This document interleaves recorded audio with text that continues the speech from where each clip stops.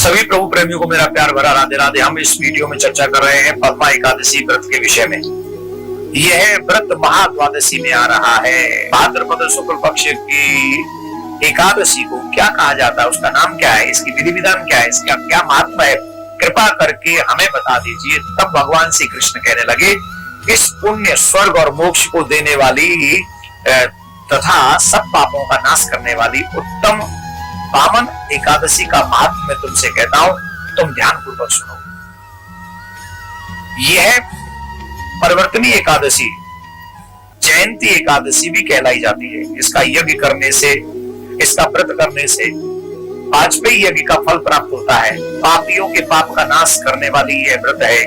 इससे बढ़कर कोई और उपाय क्या हो सकता है। जो मनुष्य इस एकादशी के दिन मेरी वामन रूप में पूजा करता है, उससे तीनों लोक पूज्य होते हैं। और मोक्ष की इच्छा रखने वाले मनुष्य को इस व्रत को अवश्य करना चाहिए, क्योंकि वही फल देती है। जो कमल नयन भगवान का कमल से पूजन करते हैं, वे अवश्य ही भगवान के समीप जाते हैं। जिसने भाद्रपद शुक्ल पक्ष की एकादशी को व्रत किया, पूजन किया, उसने ब्रह्मा विष्णु सहित तीनों लोकों का पूजन कर दिया। अतः हरिवासर अर्थात एकादशी का व्रत अवश्य करना चाहिए। इस दिन भगवान करवट लेते हैं, इसलिए इसको परिवर्तनी एकादशी भी कहते हैं।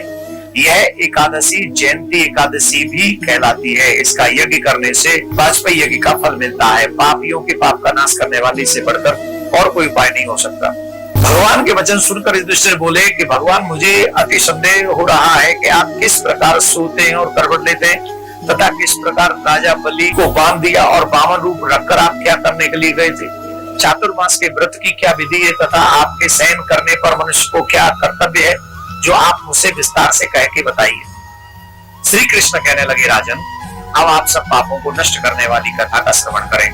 त्रेता युग में बलि नामक एक दैत्य था। वह मेरा परम भक्त था। विविध प्रकार से वेद सूक्तों से मेरा पूजन किया करता था और नित्य ही ब्राह्मणों का पूजन तथा यज्ञ के आयोजन करता था। लेकिन इंद्र से द्वेष करने के कारण उसे इंद्रलोक तथा सभी देवताओं को जीत लिया था। इस कारण सभी देवता एकत्रित होकर मेरे पास आए। विचार करके मेरे पास पहुंचे। बृहस्पति भी मेरे पास पहुंचे, इंद्र आदि देवता भी मेरे पास पहुंचे और नतमस्तक होकर मंत्रों के द्वारा मेरा पूजन करने लगे। अतः मैंने वामन रूप धारण करके पांचवा अवतार धारण कर लिया और अत्यंत तेजस्वी रूप से राजा बलि को जीत लिया। इतनी वार्ता सुनकर राजा युधिष्ठिर बोले कि जनार्दन, आपके वामन रूप धारण करके उस महाबली दैत्य को किस प्रकार जीता। श्री कृष्ण कहने लगे, मैंने वामन रूपधारी बनकर बलि से 3 पग भूमि याचना करते हुए कहा था कि मुझे 3 पग भूमि दे दो। राजा बलि ने इसे तुच्छ याचना समझकर 3 पग भूमि देने का संकल्प मुझको दे दिया और मैंने अपने त्रिविक्रम रूप को बढ़ाकर यहाँ तक कि भूलोक में मेरा पद और भुवलोक में जंगा, स्वर्ग लोक में कमर, महलोक में पेट, जनलोक में हृदय, यमलोक में कंठ स्थापन कर सत्यलोक में मुख को ऊपर तक पहुंचा दिया।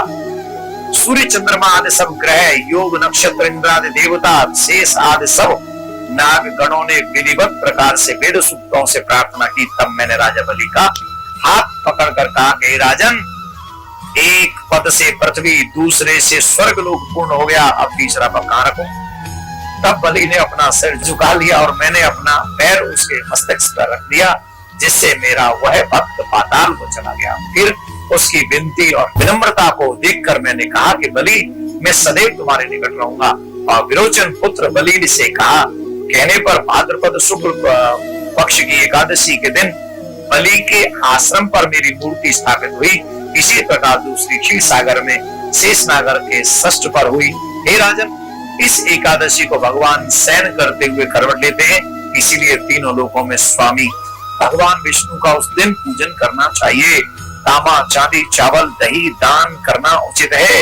रात्रि को जागरण करना अवश्य चाहिए। जो विधि पूर्वक इस एकादशी का व्रत करते हैं, वे सब पापों से मुक्त होकर स्वर्ग में जाकर चंद्रमा के समान प्रकाशित होते हैं और यश पाते हैं।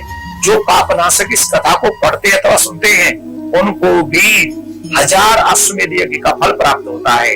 इसलिए सभी सनातनियों को एकादशी का व्रत करना चाहिए और मैं आप सबसे कहता हूं कि आप भी व्रत किया करिए और अपने बच्चों को भी व्रत के दिन अन्न नहीं खिलाना चाहिए। जो बुजुर्ग हैं, जो बच्चे हैं, जो छोटे हैं, अबोध हैं, उनके लिए क्षम्य है। लेकिन एकादशी का व्रत करने से निश्चित हमारे घरों में पॉजिटिव एनर्जी आती है और हमारे घर पे भगवान की कृपा बनी रहती है। भगवान आप सबका कल्याण करे। शुभ मंगल हो आप सभी का। राधे।